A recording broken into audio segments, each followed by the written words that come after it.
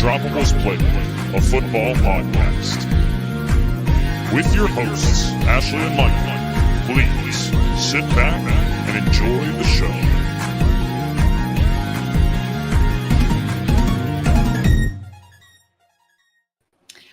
Hi, everyone, and welcome back to the Undroppables Playbook, a football podcast presented by the Undroppables and sponsored by Analyst Depot. I am one of your hosts, Ashley. This is my lovely co-host, Michael Duncan. How are you doing tonight on this fine Wednesday evening? I can honestly say that this is the best that I've felt in at least a month. Let me guess. The Sixers? More than that, Ashley. What? I cried grown man tears when a 7'2" center from Cameroon was awarded the NBA MVP in front of his hometown Philadelphia crowd. Because you know what he did? He cried, holding his son, named after his lost brother. Not lost, he's dead. His dead brother, in front of an arena full of thousands of people. And I'm just, no one deserves it more. And I'm happy. I'm happy for him, and we're beating the Celtics right now 3-2. So I live in Massachusetts, so I can't really speak much, but and I also don't really like the NBA. But the moment with his son was very cute. I did watch that part, and I watched the whole thing. Just people outside of Philadelphia, they forget what he's been through. Like they like, the jokes they write themselves. And yes, I'm going to stand on my soapbox for 2 minutes because this is my it's half my podcast, and I can do what I want half the time. But yeah, people forget what he's been through. He left Cameroon at like age 15. He didn't see his family for years, got drafted in the first round, missed 2 full years of playing basketball. He started playing basketball at the age of 15, by the way. And then he lost his brother in those 2 years. Things got really dark. He was going to retire and quit playing basketball forever. And now he's the best player in the world. And he can talk all day about how that doesn't mean anything to him. But it means everything because there's a little bit of it was all worth it kind of thing. So I'm just really happy for him. And I love the way that he loves Philly and I love him. So yeah. I do know you like that. You love the Phillies. I had to listen to the Philly song on repeat for 10 minutes in pre-show. I think you mean the Sixers. Sorry. There we go. Yes. Sixers. Phillies are a baseball team. I meant like the Philly song, but then I said the Phillies and then you were close. The Sixers. Close enough. You were definitely close. But that's enough on basketball. Now we can talk about football. We're going to go through some news first, and then we're going to start, giving our official thumbs up, thumbs middle, and thumbs down rankings to Absolutely. the NFC draft grades, the very official way we grade the draft for teams. But for news, Henry Ruggs pled guilty to the fatal car accident where he was drunk driving at 156 miles an hour in 2021, which killed a woman, Tina Tintor, and her dog. He pled guilty to 1 count of DUI resulting in death and 1 count of misdemeanor vehicular manslaughter. He's facing 3 to 10 years in Nevada State Prison. The lawmakers, the people who worked in the court, basically said this was the highest he could be charged with what he did. So he's facing like the maximum for what he did. I'm not sure when sentencing is. I know it's not too far out. But Foster Moreau, what an incredible story. So we've talked about it before, but Foster Moreau during free agency visited the Saints and was diagnosed with Hodgkin's lymphoma. The doctors caught it on his physical tests. The Saints have now signed him to a 3-year, $12 million contract. Again, the team that discovered he had Hodgkin's lymphoma. He's had 91 receptions, 1,107 receiving yards, and 12 touchdowns in the past 4 years where he played behind Darren Waller. He'll be paired at the tight end position with Juwan Johnson, who I really love. And you hate when I say it, but 2 tight end sets. I love 2 good tight ends. And Foster Moreau is decent, so just a girl in her 2 tight end sets. And on the very interesting side of things, so tomorrow is the full schedule release for the NFL schedule. That happens. Unless you're listening to this in a podcast form, and it's actually today. Yes. We record on Wednesday nights. Thursday night is the night of the NFL schedule release. Thank you for clarifying. That happens at 8 p.m. Eastern Standard Time. They're paired with Amazon Web Service, so I think it's going to be streamed there, like the schedule release. Probably. I don't doubt it. Anyway, we did get some interesting tidbits. Also, the schedule was supposed to release earlier. It did get delayed a little bit, so that's why it's on Thursday, the 11th. But the ones we have so far starts out with a pretty interesting first time it's happening. The Jaguars are going back-to-back weeks in London. So week 4, it's Falcons versus Jaguars in London, and week 5, it's Jaguars versus Bills in London. So we're getting back-to-back Jags overseas. In different Yes. Yep. One of them's in Tottenham. The other one, I don't know where it is. Yeah, I forgot the name of it. I know I'm that assuming one. it's the place where I was, but yeah, probably. Week 6, we have Ravens versus Titans in London, and week 9, we have Dolphins versus Chiefs in Germany. Those are our 4 international. Is there a Mexico one this year? Yeah, I thought there was more than that, but I don't know. I could have sworn that the headline said like our international games, but then I didn't. None of the other ones were announced. So anyway, we have 1, 2, 4 announced currently. It's the 3 in London and 1 in Germany. And then we have 3 regular games announced. Week 12, Dolphins at Jets on Black Friday. I think that's an interesting time to have a game. I think it should shape up to be a really cool game. I should really start proofreading these because there's another Germany game. It's the Colts versus the Patriots. When? Week 10, the following week after the Chiefs. I think I went off of like older information, like the tweet I probably sent you before that one was announced. Pretty sure they were all announced at the exact same time because I knew this that morning. tweet. Oh, maybe I just missed it then. Whatever. I missed it. So that's week 10. Week 12, Dolphins at Jets on Black Friday. Week 16, Giants at Eagles on Christmas Day. Boston Scott got the best present that anyone could ask for. Boston Scott anytime touchdown, baby. Bet it right now. You'll have pretty good odds. Week 17, Bengals at Chiefs to close out the season on New Year's Eve. The Cincinnati mayor released a video about it, and he basically just said like the Bengals are playing the Chiefs at week 17. That's it. That's literally all I'm gonna say. It's a pretty funny video. You should watch it. But those are what we have so far, and tomorrow we'll get the full release for the rest of the season. I saw an interesting one that was floating the idea of the AFC and NFC East play each other this year. And there was an idea floating around about the Giants playing the Jets on Monday Night Football on September 11th, which feels like the schedule makers would enjoy that. Like in it being like 2 teams from New York on September 11th, like in New Jersey, but the New York teams playing each other would shape up to be like an interesting storyline for a Monday Night Football. Wait, I'm pretty sure you said the Bills and the Jets, and I think you mean the Giants and the Jets. Did I? I'm all over the place. I was like, what does that have to do with the NFC No, sorry. East? I'm the sitting Giants, here trying to figure it out. Like, they're division rivals. Sorry. They're in the same division. The Giants and the Jets playing on September 11th, which is a pretty interesting thought. Did you hear any other rumors or anything? According to Donna Kelsey, the mother of the Kelsey brothers, and her Facebook post, the Chiefs and the Eagles will be playing in Kansas City week 2. Week 2, okay. So that is That'll according to Donna Kelsey. That is not an official source, but I think she's about as official as unofficial can get. So yeah, I agree with that. Either way, that's pretty much it for news. I mean, there's other news, contract signings, free agency pickups, people being dropped, but that's the notable news of late. But let's get into our draft. Talking about the draft. What happened in the draft? So that before we 2 weeks fully ago. get into it, Let's do it. Sorry. No, there is a piece of news that is like half draft related, half news that I figure I would talk about now. I do plan on doing a deep dive into this for a future off-season podcast. But about an hour before the draft started, day 1, a news release broke, and it was very confusing. I got the notification. I was sitting backstage at SpongeBob the Musical, as I talked about. I did end up figuring out the plot. Great show.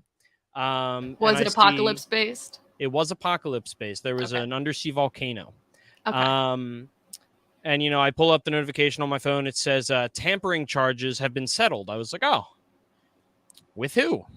That's not really an NFL word that gets thrown around very often. NBA, sure. And I check, and it says Eagles have moved up 30 picks in the third round. What? Who tampered Apparently, with us? the Yeah. Arizona Cardinals tampered illegally to get Jonathan Gannon to be their head coach. Now, Jonathan Gannon was quoted saying when he was hired that he had no clue that the Cardinals were interested until after the Super Bowl, when Howie told him he was getting interviewed.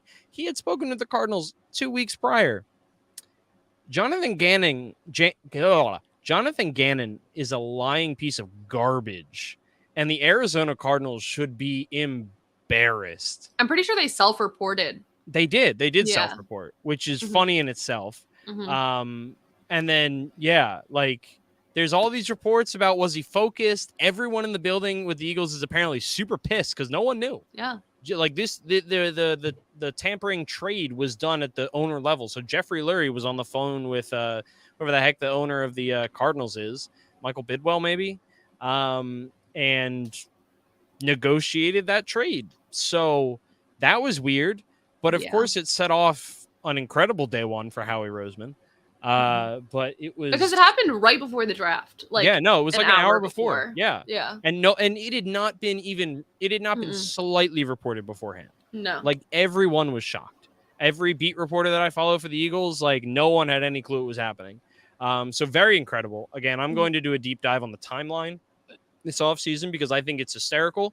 And every time he talks, it gets funnier because he's a joke. And honestly, I'm saying this now before it's released. I hope we get the Cardinals in Philly week 1 and we drop 50 on Jonathan Gannon.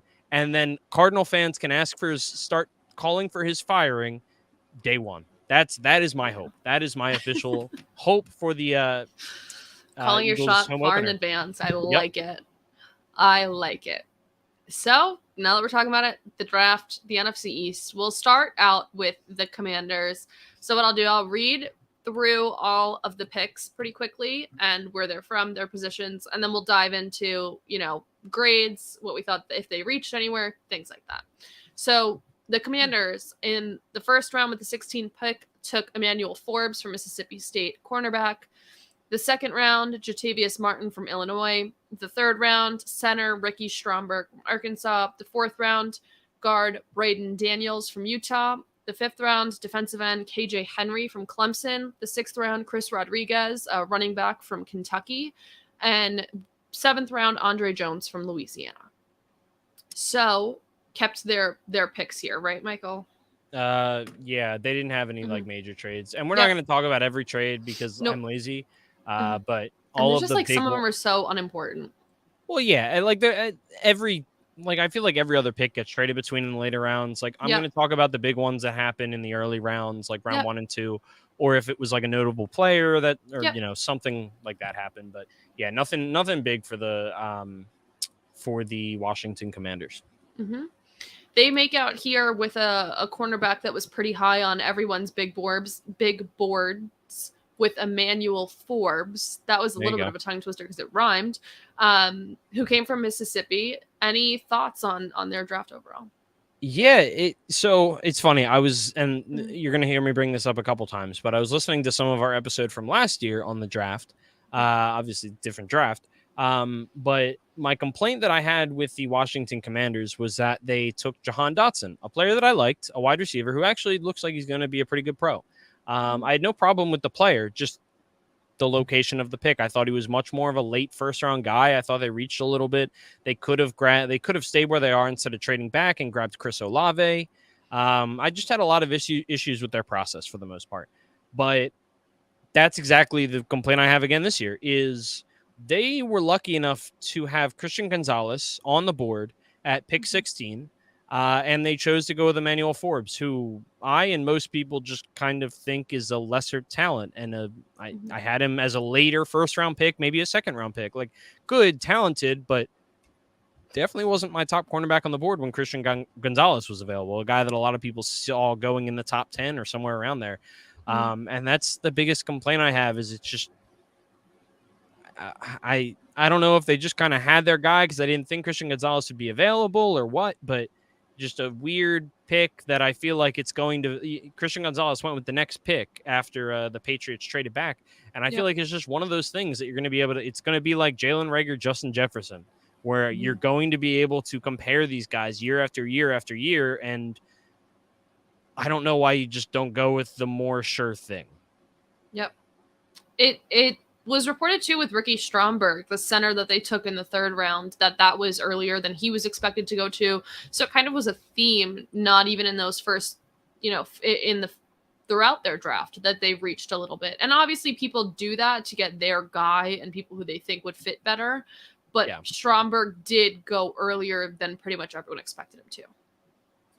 Yeah, and obviously, like the later it gets into the into the draft, like the less I care as a whole.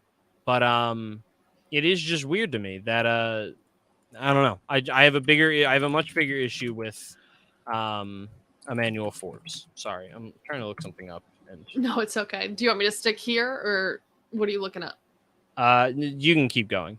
Well, I was going to move on to the Cowboys. That's fine. Okay. The Commanders they're in the middle of an ownership thing. They did nothing exciting because I don't know what you really expected. They did talk about the ownership thing throughout the draft and talked to Goodell about it a little bit. Everyone's staying pretty closed lip on it. I know I had mentioned that we think he's out of the country currently. But yeah, so there's really no new updates on that. But for the Cowboys, with the 27th pick in the 1st round, they took tackle Mozzie Smith from Michigan. 2nd round, tight end Luke Schoonmaker. Where is he from? I wrote the wrong thing. Do you remember? No, not off the top of my head. Me either. Okay. In the 3rd round, they took Demarion Overshone from Texas. 4th round, defenseman Villamy Fehoko from San Jose State. 5th round, Asim Richards, offensive tackle from North Carolina. 6th round, Eric Scott Jr., cornerback from Southern Miss. Another 6th round, running back Deuce Vaughn from Kansas State. And wide receiver in the 7th round, Jalen Brooks from South Carolina. I know this is another one of those that you said you felt a lot of similar feelings that you did towards their draft last year. Yeah. This was another one. And the big thing is, so I did say on this podcast that I like Mozzie Smith, and in general, I did like Mozzie Smith. I thought he was the best of a very specific kind of player in this draft. That being said, I don't know if he was necessarily a 1st-round talent. And I think in general, this was very similar to last year, where I thought, and I gave the Cowboys a compliment, where in years prior, I thought they were very good at not reaching for talent, not reaching for need. They were just taking best player available. It started last year with Tyron Smith, who I thought was a reach. I thought they needed a tackle or whatever, or a guard, and they said, okay, we really like this guy, so we're going to take him, whatever. You look at their first 2 picks. Mozzie Smith, I believe, had half a sack in his entire college career. He is a big guy up the middle, and you saw their run defense suffer last year. It was not good. So they thought, okay, let's shore up the run defense. And okay, maybe the short-term viability of that pick, fine, great. I guess your run defense gets a little bit better, but you're telling me that it's better than some of the other guys that are available. And 10 years from now, you're not going to be regretting that you reached on a mildly athletic defensive tackle, nose tackle type of player, when I'm not convinced that, that's what the main problem with that team was last year. Then you go to the 2nd round and they reach on a tight end, a 25-year-old tight end in Luke Schoonmaker. That is really old. That is currently older than Jalen Hurts, who already has signed a contract extension in the NFL. I believe he's also older than Lamar Jackson. It's bizarre to me.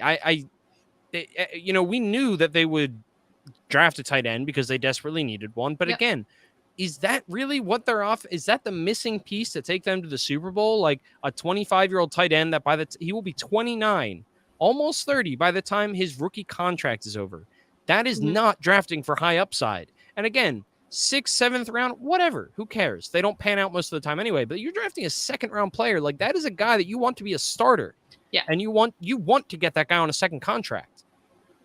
The upside is so incredibly limited there, and it just really, really confuses me. I don't understand it at all. But whatever. Yeah.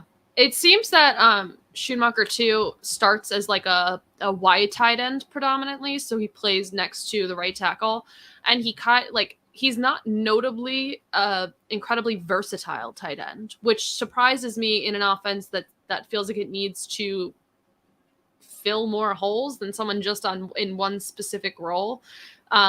It says like, he it's noted that he could move, like be a little bit versatile, but he's not known as an incredibly versatile tight end. He seems more of a one trick pony. And also he's from Michigan. Both their top 2 picks were Gotcha. from Michigan. Okay. Yep.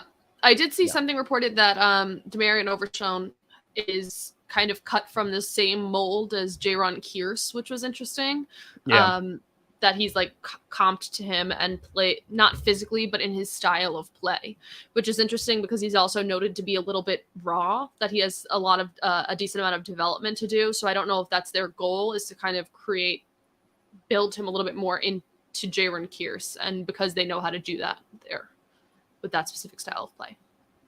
Yeah. And by the way, if you haven't seen the video of Deuce Vaughn getting the call from his father who works for the Cowboys, very heartwarming. Go watch it. It's really nice. Just a really cool moment. Last thing I'll say on them is Asim Richards, who was a day 3 guy, 5th round pick, offensive tackle out of North Carolina. I think that, I read some decent things about him. I think he's a decent pick, a good pick in the, on day 3, and he has a chance to start or be, a member of that offensive line pretty early. So overall, by the way, I think I would give him like a half thumbs down. And that's around the same that I have as the Commanders. We forgot to start doing that. Yeah, so we did. I'm giving it a half thumbs down for those guys. So for the Giants, I'll read off their picks. You give me some thoughts, and then I'll tell you mine. All right. So the first round with the 25th pick, they got cornerback Deontay Banks from Maryland. Second round, 26th pick, center John Michael Schmitz from Minnesota. Third round, 10th pick, wide receiver Jalen Hyatt from Tennessee. 5th round, running back Eric Gray from Oklahoma. 6th round, cornerback Trey Hawkins from Old Dominion. 7th round, defensive tackle Jordan Riley. And also 7th round, safety Jervarius Owens. Give me some of your thoughts, and then I'll share mine. Yeah, I mean, I love Deontay Banks. I really like Deontay Banks. We talked about that beforehand. We talked about that, on our last podcast. And you were not thrilled when they traded up to get Deontay Banks. And I'll let you, tell the world why. We did a whole live draft show, so you can also just see the live reaction.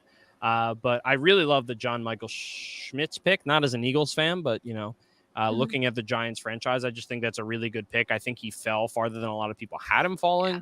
I think it's a really good pick, not only from a point of view of like need, but also just like a really good value. He's a day 1 NFL starter, most likely. And he is not Jason Kelce. He's not the athlete that Jason Kelce is, but I think the Giants have seen now firsthand what having that level of starter at the center position can be the difference between. I mean, that was a big weakness that the Eagles were able to exploit, and now they can't. Well, not as well. Yeah, so for me, so with the whole Deontay Banks thing, I kind of just got worried. I saw the value. I was a quick reaction, and then not what I was expecting them to do. So it was more so like a shock factor, and I saw the value for what other people were trading, and I didn't like the idea of giving up picks because of the way the board was falling. But seeing what they drafted, I'm happy to give that up for Deontay Banks, who's a 100% starter on day 1 in a role that was so down bad last year. He was the 3rd best at his position, according to PFF's big board. So to get him at 25 is great value for him. I think you and I had expected him to be gone by then. So I think I had him most of the time going at like 20 to 23-ish, like that little area. So yeah. Yeah, I actually have that. I'll pull that up in the background. But so to get him there, we had him going at 22 an hours to the Ravens. Yeah. But I'm very happy with that. I am very incredibly happy with John Michael Schmitz. He led all centers in 2022. He is an incredibly good run blocker. He's NFL ready, and is like one of the better or up with the best center prospects of the last few years in the draft.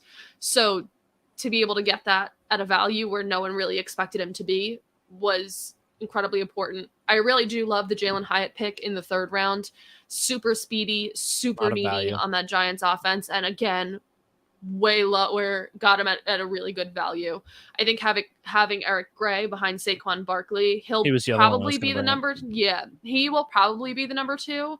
I think we still have Breida there. If I'm not, Yeah, you if do. I'm, yeah. So I shouldn't be the one telling you that, Ashley. I know that's what I was if I was thinking, and then it came to me, and he's still there. So Breida's still there. So I think he still competes for 2nd team, behind Saquon Barkley. But especially with all of the mess with Saquon Barkley right now, just having an extra person there is important. So, and at 5th round, you start throwing darts. Some 5th round players do work out, but this is when the long shots start coming in.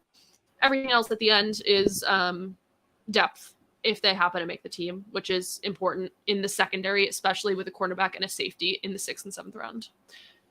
I loved it. I give him a thumbs up. Thumbs up. All right. The Eagles. In the 1st round, the 9th pick, they get defensive tackle Jalen Carter from Georgia. The end of the 1st round with the 31st pick was 30th. 30. Oh, sorry, I wrote that wrong. The 30th was Nolan Smith from Georgia. They had 2 3rd-round picks, offensive tackle Tyler Steen from Alabama and safety Sidney Brown from Illinois. In the 4th round, they got quarterback Keely Ringo from Georgia. 6th round, quarterback Tanner McKee from Stanford. And in the 7th round, defensive end Moro Ojomo from Texas.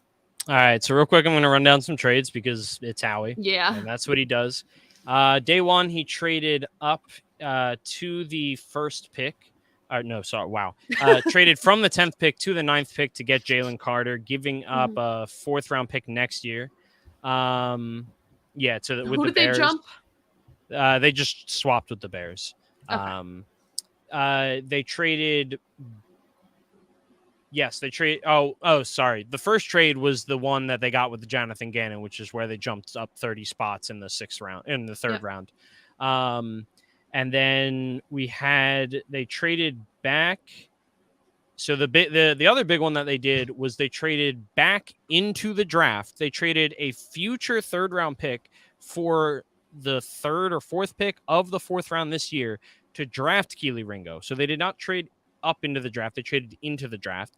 And then they also added DeAndre Swift in a trade, trading a 7th and a 4th 2 years from now to get DeAndre Swift. And they picked a guy with the 7th round pick that they picked up as well. And then just one more trade I thought was really interesting. So they traded 2 7th round picks on day 3. This was way before the round even was happening. They traded 2 7th round picks for a 6th round pick. They traded up. Then they traded that 6th round pick when they were on the clock for a 5th round pick next year. So they turned 2 7ths into a 5th. Howie just kind of lets people kill themselves. It's great. But yeah, safe to say that the Eagles had one of the best drafts, I think. They got arguably a top 3 player on the board with Jalen Carter for obvious reasons.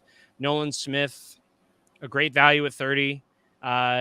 Sidney Brown could be a day 1 starter at safety. Keely Ringo fell a lot farther than people were expecting. People were expecting 2nd round pick, maybe sneaking into the 1st round. He's got all the size, traits, speed that you want out of a cornerback. There were just some character concerns that, they don't seem to have concerns with.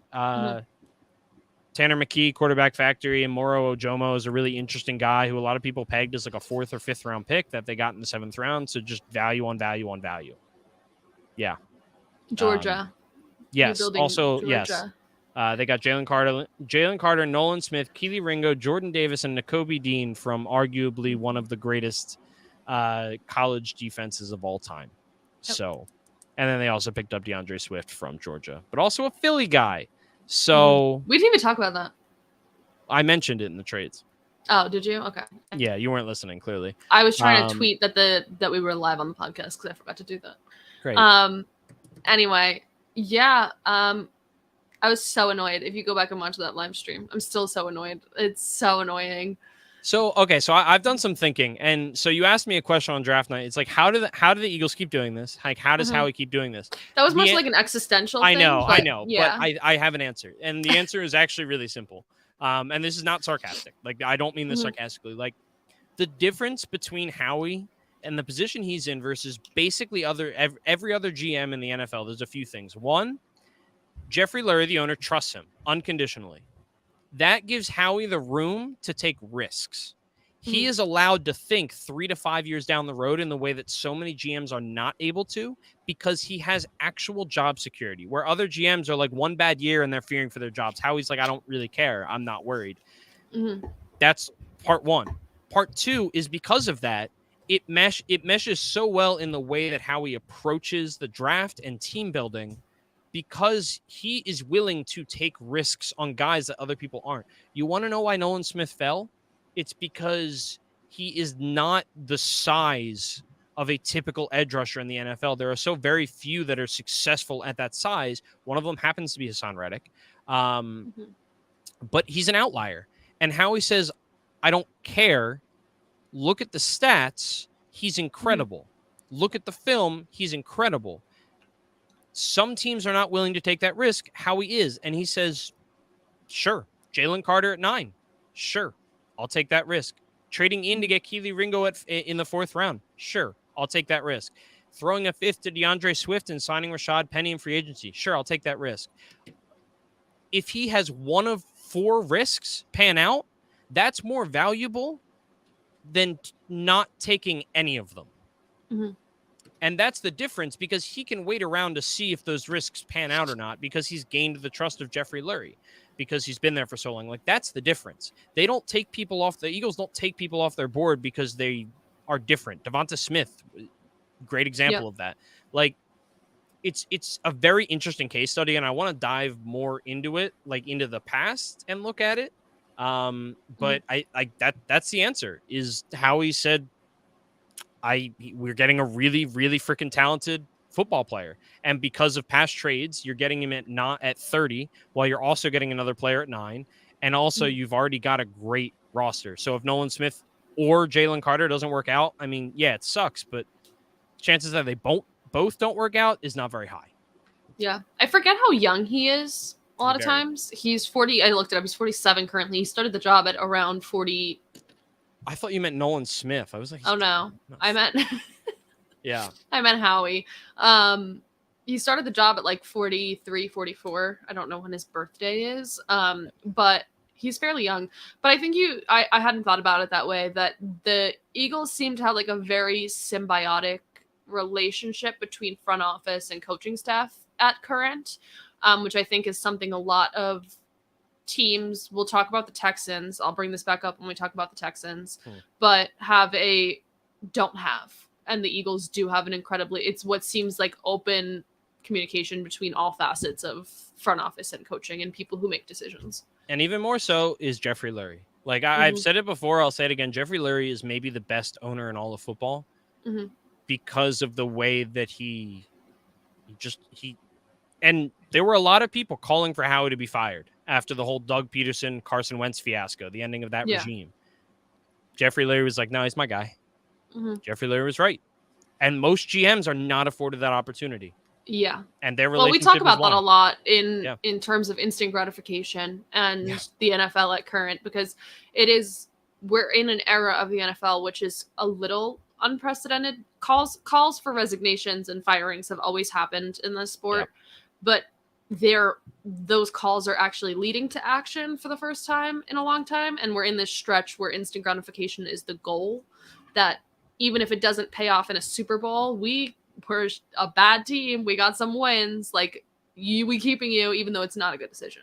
So it seems to be the running theme of the NFL. So to be able to fight that power, because that is happening, that's what people expect. So to be able to fight that and say, no, we're steadfast in our beliefs is interesting. Yeah. I mean, it's something I kind of want to dive more into if I ever have the time to. But 2 thumbs up for me. Eagles did great. They got a lot of really good players. The rich get richer. And Howie still has like a crap ton of draft picks next year.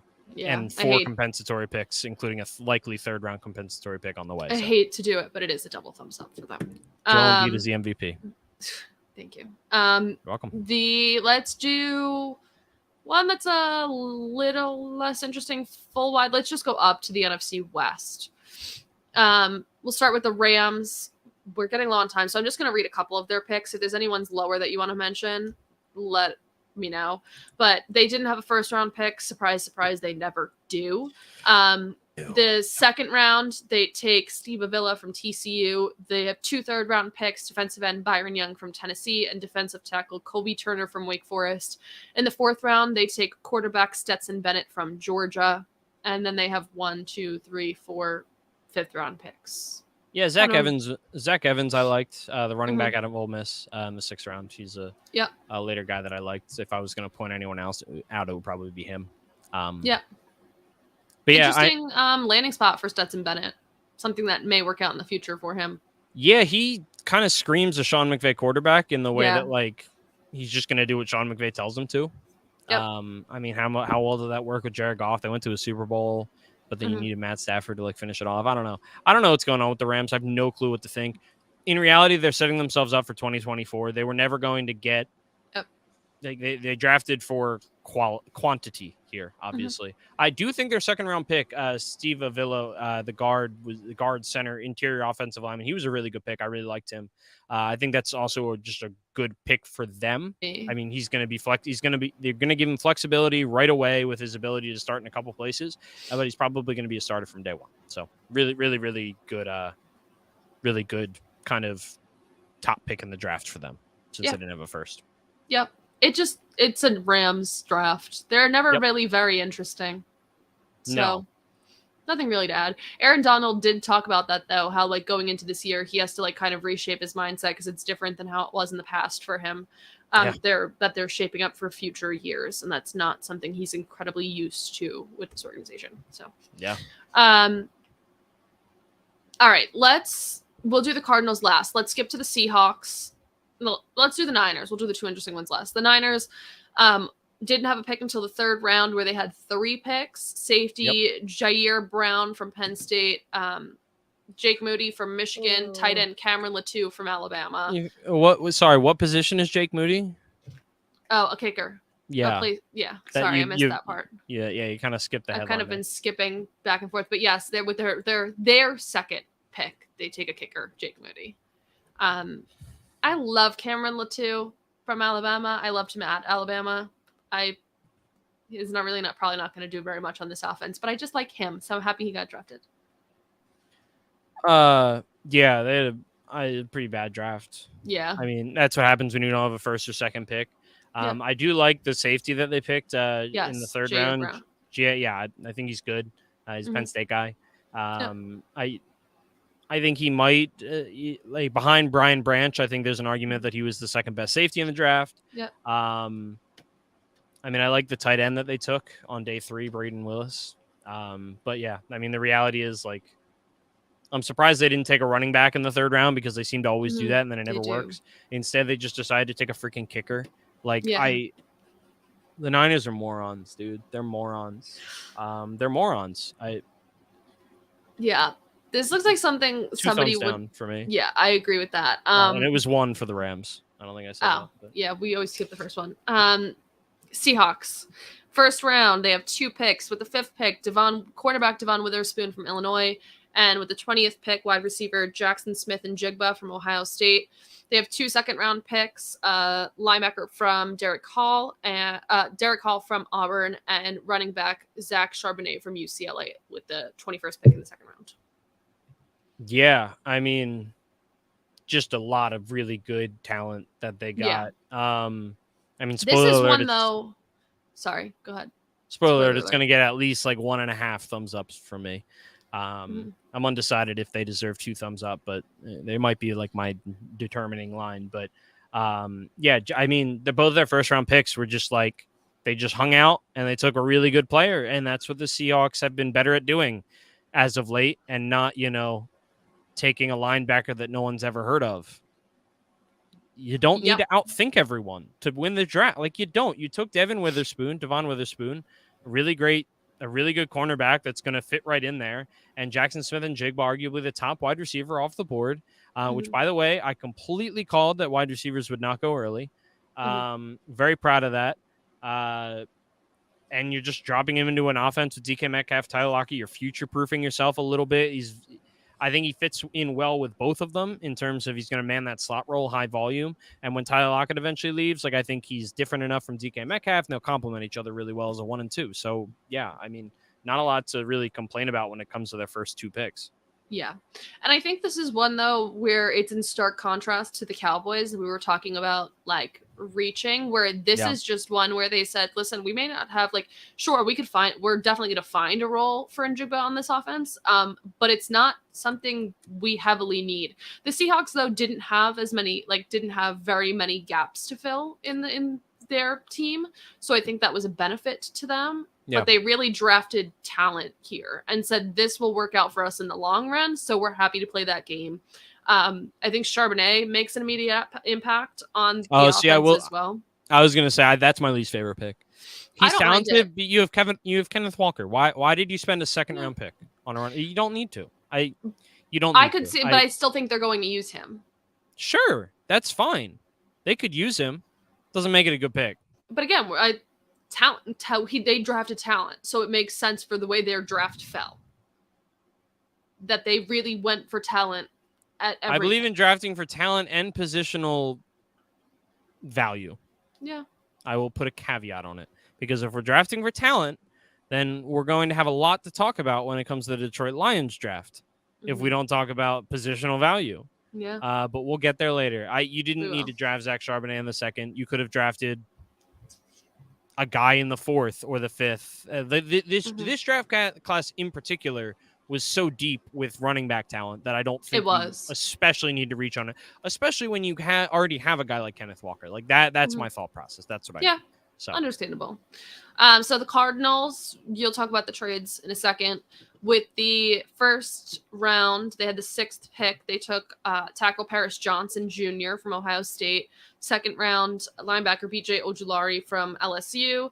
And third round, cornerback Garrett Williams from Syracuse. Then the third round, they also took wide receiver Michael Wilson from Stanford.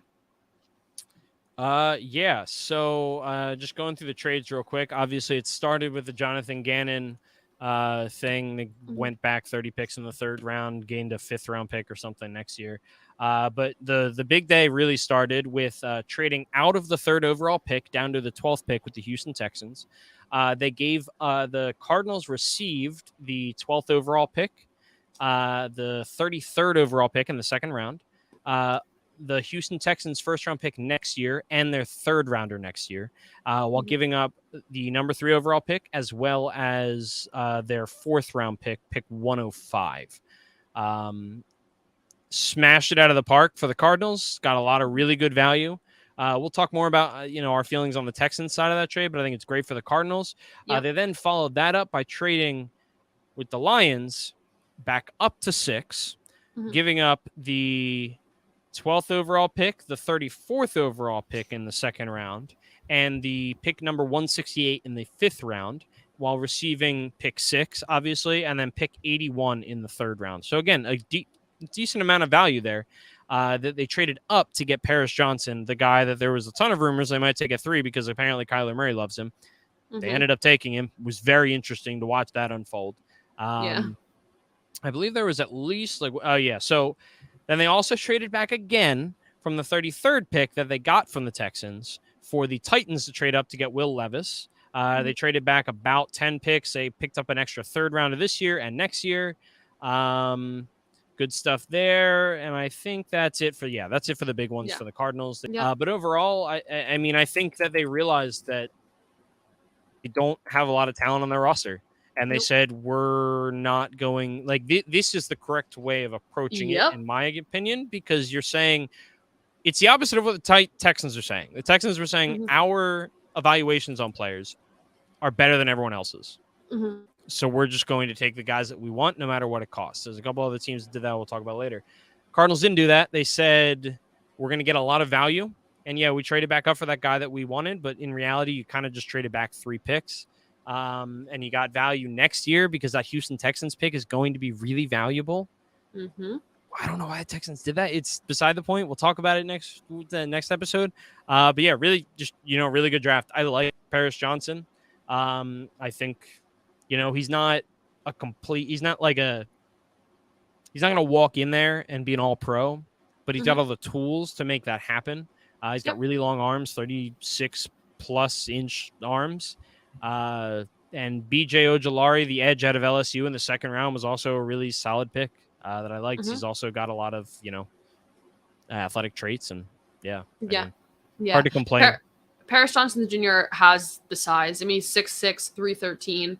But the big thing is that he is really versatile on the Cardinals line, which needs desperate help in all areas. He has played and can play both right guard and left tackle. So he can play on either side of the ball, which I think is what Kyler Murray really liked, that he can be used as like a gap wherever they need. Like if there's something that happens, he's okay to move, which is, I think, important in a first round pick. Like I understand the need to draft someone who has like a really, really high talent at one specific point on an offensive line. But for the Cardinals to be able to draft someone who's incredibly versatile at this stage of where they're at works out really well for them. Yeah, I mean, you're never going to complain about versatility. So no, absolutely. Exactly. All right. One thumb up for me. Yep. So let's do the NFC South. The NFC South seems to be getting a little interesting after a very down year, I guess you could say. No, it's gonna suck. It's gonna be a terrible division. It's gonna be garbage. Who are we starting with? Let's see. Why don't we start with the Buccaneers? We're not even starting with the Panthers, the team that took the #1 overall pick. Come on. We're talking about the least interesting ones first, so we can breeze through them. Yeah, they are really not interesting. They're so boring. Although they drafted a guy named Yaya Diaby, and a great football name. That's my favorite pick. I'm just saying that right now. That was the best pick. So yep, great football name. First round defensive tackle Kalijah Kancey, second round offensive tackle Cody Mauch, and third round Yaya Diaby, defensive end from also Louisville. Sir Vochi Dennis. That's a great name too. That was their 5th round pick. Drafting for football names, I like it. Yeah. Like fine. I don't have much to talk about. Yeah, it's down the middle. Kalijah Kancey was the guy that I liked. Yeah. I thought he was the best defensive tackle in the draft outside of a guy named Jalen Carter. I thought he was really solid. And I also think that the offensive tackle that they got is going to be good. He was a 3-year starter at left tackle. He has the ability to play guard and center. I think he probably projects a little bit more at guard at the next level. But as a 2nd round pick, I think he's a long-term addition. He's going to get, a decent. He has some time to grow. They're not competing this year, so it's fine. It was a fine draft for an unexciting team that nobody really cares about because Tom Brady retired. Yep. For the Saints, I'm rooting for Yaya Diaby though forever. For the Saints, first round, 30th pick, defensive tackle Brian Brees from Clemson. Second round, defensive end Isaiah Foskey from Notre Dame. Third round, Keandre Miller, running back from TCU. Yeah, so their first round pick, if you don't know Brian Breesy's story, defensive tackle out of Clemson, highly recommend you look it up. It's very heartwarming. Well, not heartwarming. Heartwarming is not the right word. It's just very touching, I guess, seeing what he's gone through. He was a former 5-star recruit. He played at a high level as a true freshman on a Clemson team that at that time was still really, really good. But then he battled injuries and he battled personal tragedy. He was drafted. And when he was drafted, he was shown him and his entire family wearing these sweatshirts or shirts that say Ella Strong. His younger sister, Ella, died of brain cancer in September of 2022. So right at the start of his last season. He's got all the talent in the world. And I'm hoping with a lot of that stuff behind him, he projects to, I think he's going to be on a very big learning curve, as in he's going to get a lot better, a lot quicker once he's getting that NFL training and he's able to really get his feet under him and everything he went through. Like, you can't blame him for not exactly living up to the 5-star that he was and the standout he was as a freshman. So I'm excited to follow his career. It was a very solid pick. Yeah, I think it's a decent landing place for him. It's not like an unstable defense. I think it's a fine defense for him to land and learn. All right, let's do the Falcons, and then we'll do the Panthers. The Falcons. They were this for me, by the way. The thumb middle. Well, the thumb middle, yeah. Falcons. The Falcons, they're stupid. They're idiots.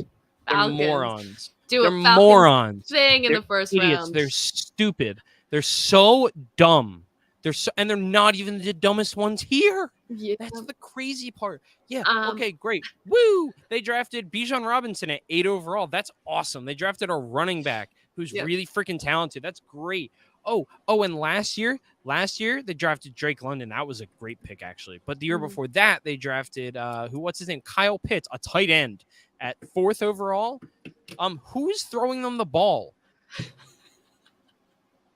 Like, what do they want? What are they trying to accomplish? Bijan Robinson is already probably a top 10 running back in this league. And guess what? It doesn't freaking matter. It just doesn't matter. I like a lot of the moves that they've made this offseason, but like it just doesn't matter. It just doesn't matter. You don't like the quote, Bijan is more than a running back. He's an impact football player. I don't care. Because we're gonna get to it. I got a lot to say on a different team. Yep. Second round, guard Matthew Bergeron from Syracuse. He's good. That was a good pick. He is good. I like that pick. Versatile as both a guard and a tackle. And defensive end in the third round, Zach Harrison from Ohio State. Yeah, and I like Clark Phillips, cornerback out of Utah. He's small, but I think he's very talented. I think he'll fit well. He's got good ball skills. He just, I think he'll be a playmaking like slot corner, probably at the next level nickel. So, yeah. Overall, it was a decent draft actually, but like I just the positional value of taking Bijan at 8, like I think what hurts even more is that I'll never be able to because he didn't make it to the Eagles pick. I'm not going to be able to look at people and say, no, I do know he was not going to take it, but everyone else is going to be like, oh, we never saw it. Like, no, you're an absolute moron. Yeah. How he's not a moron. That's why it's fine. Thumb middle. It would have been, it probably would have been up if they didn't take Bijan Robinson. No, I'm leaning down because inexcusable. I like Matthew Bergeron though. So anyway, Panthers, after their massive trade to get the first overall pick, to no one's surprise, take quarterback Bryce Young from Alabama. In the second round, they take wide receiver Jonathan Mingo from Ole Miss. In the third round, they take linebacker DJ Johnson from Oregon. Yeah. Yay, Bryce Young. It was the only thing we knew was actually going to happen. Yeah. And even there was still a little seed of doubt, but leading up to the draft. Is the short one. He nailed it. Did. I don't know if you caught an episode of Undrafted that is apparently now lost to the world because Spotify was being very annoying about the way that I was uploading episodes. It doesn't matter, but I was talking about how wrong I was, and it had people tweeting at Jax and tweeting at me about me being a moron. It was very entertaining to get those tweets. I am a moron, so like I can't really disagree with that. But yeah, Bryce Young went 1 overall, and they didn't have a lot after that because they traded away a lot of their picks to, but they had one in every round, so that's good. I like the Jonathan Mingo pick as well. I like the Jonathan Mingo pick. That had good value there. Solid. I think they need playmakers. Yep. So yeah, we've talked so much about how just having like decent pass catchers in an offense will help a young quarterback. So knowing that and drafting Jonathan Mingo while he's not, Jackson Smith and Jigba is still a really good pick for them. Their third round pick does need some time to develop as an edge rusher. Johnson, but I really like, I like the way they drafted. I do think Bryce Young is going to have a pretty good impact on the Panthers. This division, major thumbs down still, but yeah, I mean, I give it a thumbs up because you get your franchise quarterback. You're pairing him with Frank Reich, who I think is just good at developing quarterbacks. Like this is the most secure that I think the Panthers have probably felt since like the Cam Newton, Ron Rivera days. So things are heading up for them. Good job. The same DJ Moore couldn't be there for all of this, but it is what it is. It happens to the best of us. But sad. So let's go to all the teams. Yeah. In that in that division. We're just doing the NFC North now. Let's start with the Bears, who with the 10th overall pick took tackle Darnell Wright from Tennessee. They had 2 second-round picks, defensive tackle Javon Dexter from Florida and cornerback Tyreek Stevenson from Miami. In the third round, another defensive tackle, Zach Pickens from South Carolina. 4th round running back Roschon Johnson from Texas. Thoughts? Yeah, I thought they had a really good draft. Darnell Wright, he's a plug-and-play right tackle. Like, he's just going to help Justin Fields immediately from day one. That's awesome. I think both that of the alone gives me a thumbs up for it. Yeah, like, exactly. Looking to whatever else they did, that alone gave me a thumbs up for the Bears. Both the defensive tackles they took in the 2nd and 3rd rounds are going to be an immediate impact. Tyreek Stevenson, he has traits. I don't know as much about him as some of these other players, but I would say the Tyler Scott pick, really interesting in the 4th round. A lot of places had him ranked as like a top 50, at least top 100 player. He went at 133. He's a speedy wide receiver. He's going to be a really interesting pairing with Darnell Mooney, with Chase Claypool probably playing like the big athletic slot. They're going to have a lot of speed on that offense. They're going to have a lot of athleticism. So that's just, it's pieces to make Justin Fields' life easier. And it's really hard to be upset about that. Roschon Johnson, also a really, really cool piece after losing David Johnson? David Montgomery. Why did I say David Johnson? He was the Cardinals. I don't know. Their running back room right now is Donta Foreman, Khalil Herbert, Roschon Johnson, Travis Homer. I think Roschon Johnson has a good chance of making a little bit of, like, I'm not saying he's going to be a full-time running back in that room, but making an impact on that team this season. He's really great at evading and breaking tackles, which is always helpful. But I think thumbs up for me from the Bears. If they just drafted that 1st round pick, I would still give them a thumbs up. That was like, I was begging them. I think everybody was begging them to do that. So that alone gives them a thumbs up. I agree. Packers had a bunch of picks, way more than I thought. The 13th overall pick, defensive end Lucas Van Ness from Iowa. The 2nd pick, tight end Luke Musgrave from Oregon State. 2nd round also, wide receiver Jaden Reed from Michigan State. 3rd round, tight end Tucker Kraft from South Dakota State.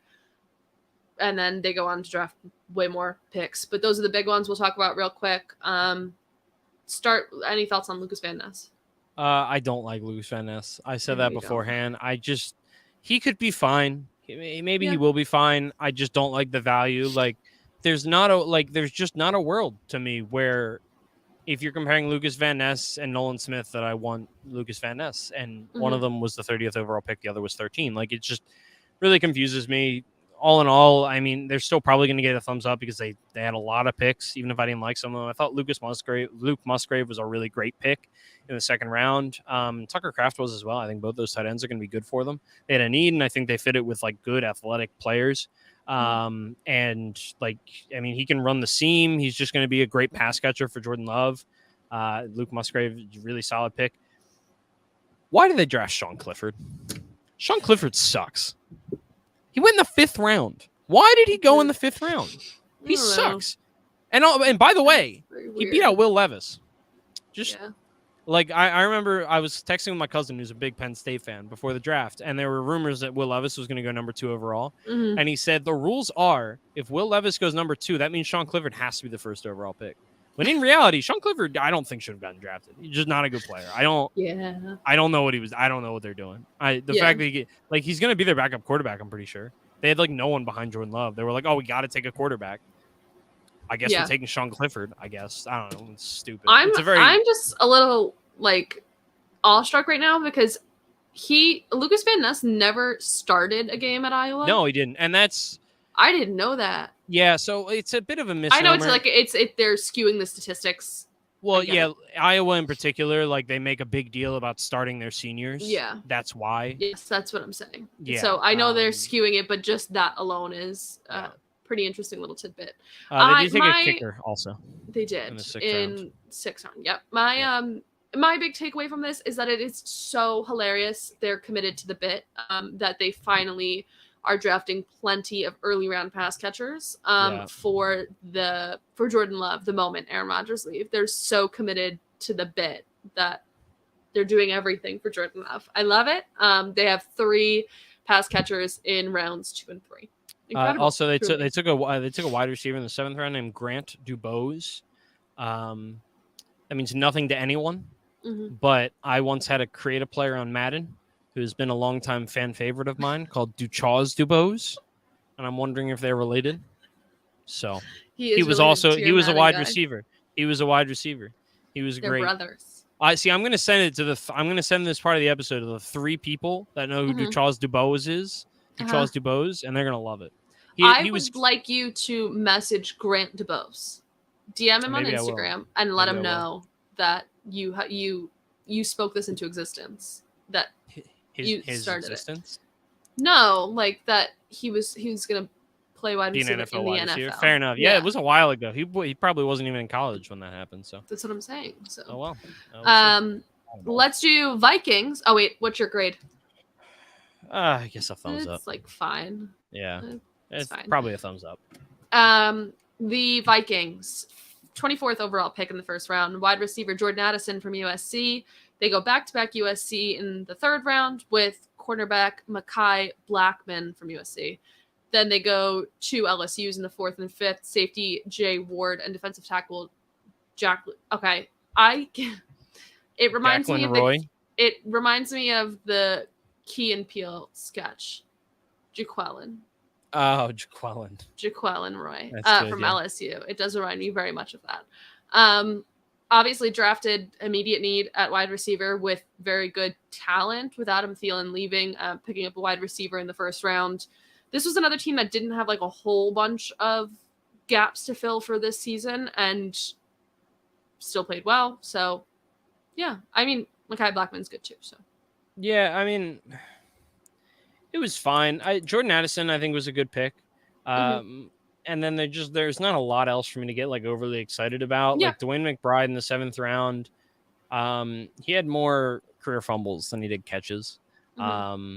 And I'm just not like you didn't have a 2nd round pick. You had a late 1st round pick. Like you just didn't have a lot of capital and a lot of ability to get like, immediately helpful guys. Like it's probably a thumbs down for me. And it's nothing personal. It's just, there's not a ton there. That's like, I'll go medium. I'll just go medium them. They did draft a quarterback, obviously, with everything going on with Kirk, quarterback Jaron Hall from BYU. How funny would it be if he like goes on to start and be good and Zach Wilson wasn't? It'd be funny. It was so funny. Hilarious. All right. And then the team you were so looking forward to talking about. Let me read off the picks first. The Lions with the 12th overall pick, running back Jahmyr Gibbs from Alabama. The 18th overall pick in the first round, linebacker Jack Campbell from Iowa. They had 2 2nd-round picks, tight end Sam Laporta from Iowa and safety Brian Branch from Alabama. And in the 3rd round, they take quarterback Hendon Hooker from Tennessee. Okay, so like here's my problem. Like if you just ignore the 1st round, it's like, wow, they did a really good job. Like Sam Laporta, he's a solid tight end. They got Brian Branch that late in the 2nd round. Awesome value. Yeah. Awesome value. Hendon Hooker. Some thought he might go like late in the 1st. You went in the 3rd round. That's awesome. You sitting behind Jared Goff. That's great. Why they have to do it like this? They were on such a roll of being a competent franchise for so long, for like a few years, which is so much better than they're used to doing. So much better. But then they trade back from 6. I'm like, oh, this is awesome. They're doing smart things. And then what do? They draft Jahmyr Gibbs, a running back out of Alabama, at 12th overall. 4 picks behind Bijan Robinson. At least Bijan Robinson is Bijan Robinson. He's already a top 10. He's already a top 10 running back in the NFL. It is what it is. Jahmyr Gibbs is not. He's not. And I don't give me the bullshit about, oh, we're going to line him up in the slot. He's going to be an offensive weapon, more so than just a running back. No, that doesn't happen. Nobody actually does that unless your name is Christian freaking McCaffrey. Like it doesn't happen. People talk about it every year and it never happens. Ask Kenny Gainwell. It never happens. It pisses me off to no end that they do that. And then they have the gall to defend it. They're like, oh, well, we don't take positional value into consideration. We're just drafting good football players. Because they also took an off-ball linebacker, Jack Campbell. Great player. Out of Iowa at 18 overall. Like, what are the 2 positions that I say Howie is smart because he never picks in the 1st round? What are they, Ashley? Running back and linebackers. Yeah. Because they just don't impact winning franchises the way that they used to. I was legitimately having this argument with my coworker today, an older gentleman We talk about football every time he comes down and visits me. You know, we talk about it for like 5-10 minutes. We got in a bit of an argument today because he's talking about how he wants the Eagles to draft Jeremiah Trotter Jr. next year. You know, Jeremiah Trotter, former Eagle, good linebacker, projected to be probably like a first-round pick. He's like, I really want the Eagles to draft him like that. That'll solve their problems. And I'm like, no, it won't. First of all, Howie's not going to do it. Second of all, I would love a middle linebacker that's good. That's great, but what you lose by drafting him in the first round, what is that? What is the term for that? I'm blanking. It's the costs, the Capital? no, like blank cost, or Sunken cost fallacy. no, like if you are eating an apple and a banana, or you have an apple and a banana, you're like, I'm going to eat the apple. You don't only get the apple, you also lose the banana. It's like the opportunity cost. The opportunity cost. What? Nope. Tweet at Ashley if you've ever heard the term opportunity cost, because you're an insane person if you've made it this far in your life without ever hearing that term. I'm fairly sure I've said that term on this podcast. Regardless, the opportunity cost of taking a linebacker in the first round is losing out on everything else, because the difference between a replacement level linebacker and a high caliber all pro linebacker or running back at the NFL level, the difference in like games won is not that much, especially when you compare it to positions of great importance: edge rusher, quarterback, obviously, wide receiver, cornerback. Like these things are super important for a reason. Offensive line, like they impact winning at a much greater degree than running back or linebacker. So no, it does not matter if you just took good football players. It doesn't matter, because they are not going to impact winning in your franchise the same way that some of these other players would. Like, you're telling me they couldn't have used like Jackson Smith and Jigba? He would be more impactful than Jahmyr Gibbs at 12. I wouldn't have loved the pick, but I would have understood it. Wide receiver is a premium position. There is a reason that teams trade up to 1 and 2 overall to get quarterbacks and not running backs. There's a reason that teams trade up to get a Will Anderson or a Paris Johnson and not Jahmyr Gibbs. Like, you're not the 2000 Ravens. The 2000 Ravens would not win a Super Bowl in the year 2023. I don't care how good they were. They would not have won a Super Bowl in 2023 because of the way the NFL plays. It's just the reality.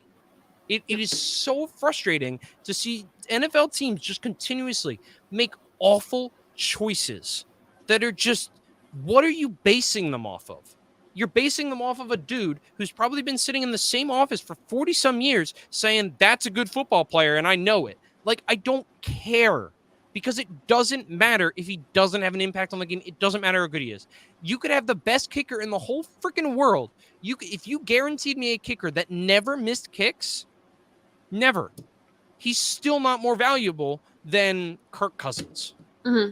Like, there has to be positional value. That has to come into play. It has to. Or you would just take the best player all the time. And if the highest rated player in the draft was a running back, but the second highest player was, a franchise quarterback, like, it just blows my mind. I've been holding that in for 2 weeks. I know.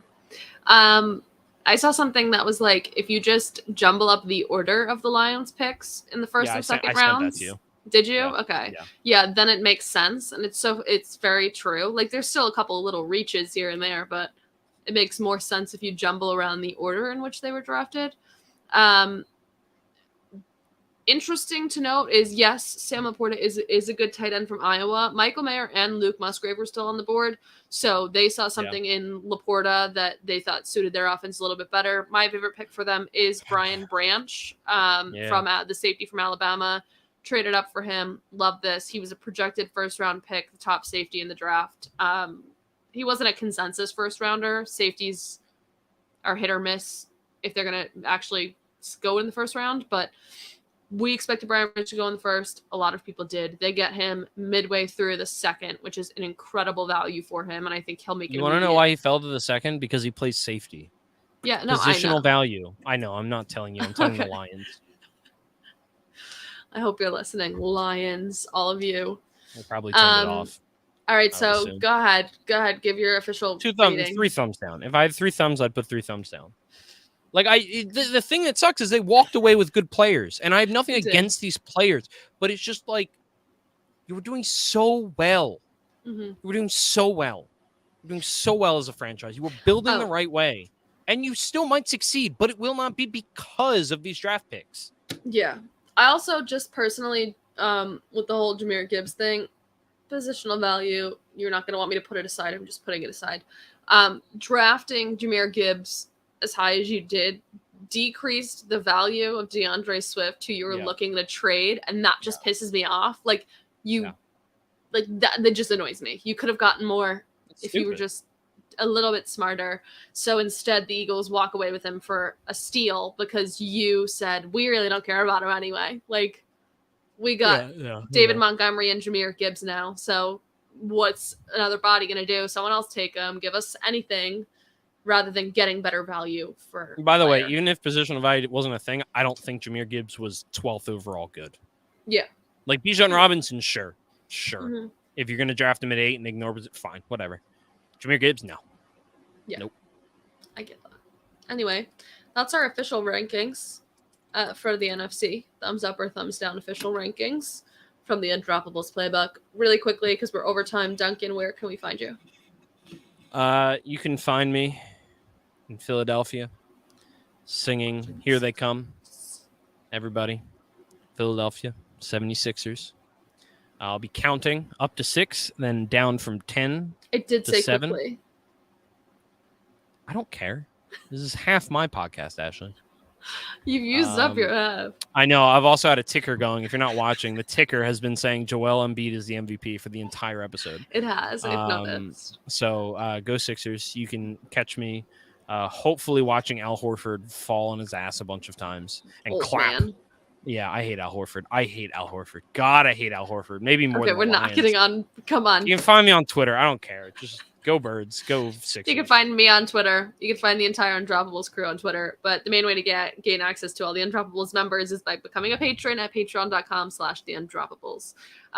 Get you access to all of our premium Discord channels where you can just chat with me and Duncan all the time. I'm sure Duncan would love someone to hate on Al Horford with if you are an Al Horford hater as well. From me, Duncan, the Undroppables crew, thank you for joining us this lovely Wednesday night. I hope you enjoyed the schedule release tomorrow because we're looking for any sort of NFL content to enjoy at this time. Have a wonderful night. Go Sixers. Bye.